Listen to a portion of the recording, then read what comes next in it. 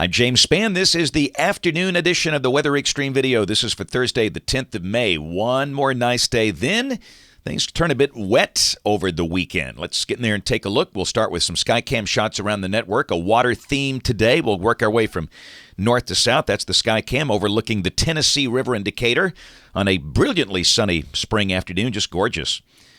That's the Demopolis Skycam. Not a cloud in the sky over the Tombigbee River, and all that water winds up down here. That's our Skycam at the Dauphin Island Sea Lab at the southern tip of Mobile Bay, sitting on the Gulf Coast. And again, just a beautiful, beautiful day there. Ooh, look at the upper low near El Paso. That's producing a nasty severe weather outbreak over parts of South Texas today. But, of course, over the east, we've got that nice trough providing the cool, dry, pleasant air that we are enjoying. Temperatures, ooh, so nice. The average high today is 80. Not close to that today. We're cooler than average. Birmingham 74 at 2 o'clock. Fort Payne 73. We'll be a little warmer tomorrow with low 80s, but the humidity should stay low. And tomorrow morning will be cool again. By the way, it was as cool as 41 in Alabama this morning. That was the low at Black Creek, northeast of Gadsden. Goodness, look at the supercell here, south of Corpus Christi, Texas. That's at 237. I mean, that is just nasty looking. That thing's about to come over South Padre Island, and that will be moving out into the Gulf of Mexico, but that's a sign of the active weather there. There's a tornado watch until 8 o'clock tonight over South Texas.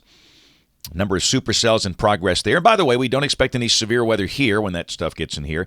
Convective outlook for the rest of today and tonight. Got the standard slight risk of severe weather over about the southern quarter of Texas.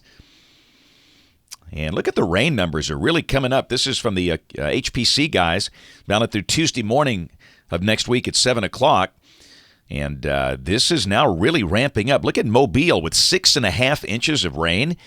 If this is right and up this way, this is suggesting rain amounts of 2 to 4 inches with the heavier totals on the western side of the state. So it looks like we'll need to hit the rain harder for the weekend and early next week. But again, I know it's inconvenient, but hey, good rains in May. That'll pay great dividends for us in the summertime, getting the rain deficit wiped out, getting the soil moisture levels up. It's all a good thing. We'll check the GFS. This is the 12Z run, valid at 1 o'clock tomorrow afternoon at 500 millibars. Big trough over the northeast. There's our disturbance over Texas. The Vortex is near Childress, just kind of drifting our way. But we'll squeeze out one more nice day. A cool morning, comfortable afternoon. The high should be in the low 80s. Rain getting close, which means we'll probably see some cirrus clouds by afternoon. Rain over Texas and Arkansas and Louisiana and Oklahoma. Saturday, all the models getting a little more aggressive now with rain coming in here.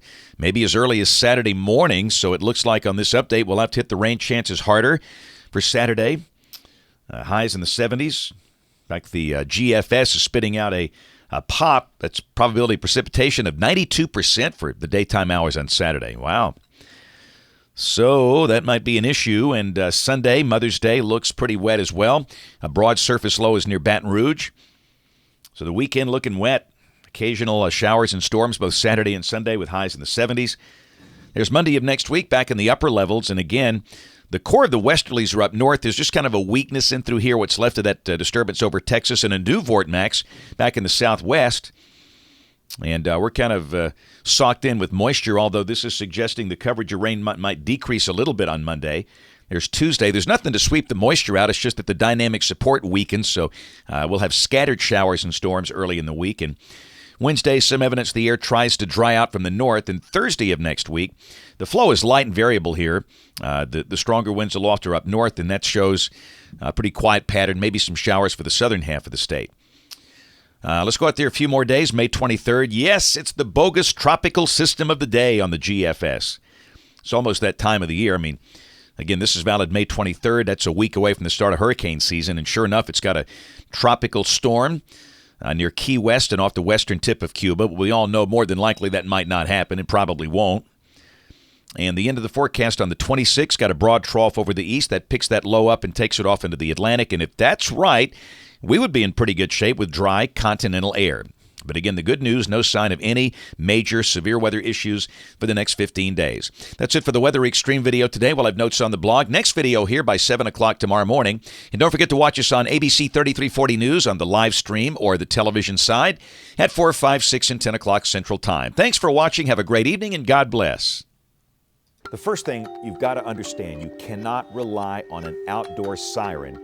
You cannot hear those inside a home, a building, a church.